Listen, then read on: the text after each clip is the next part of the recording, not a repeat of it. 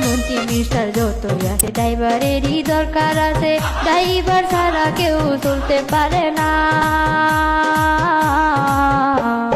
গাড়ি চলাইলে পরে অ্যাক্সিডেন্ট তো হইতে পারে, গাড়ি চলাইলে পরে অ্যাক্সিডেন্ট তো হইতে পারে। অ্যাক্সিডেন্ট জেনে শুনে কেউ করে না।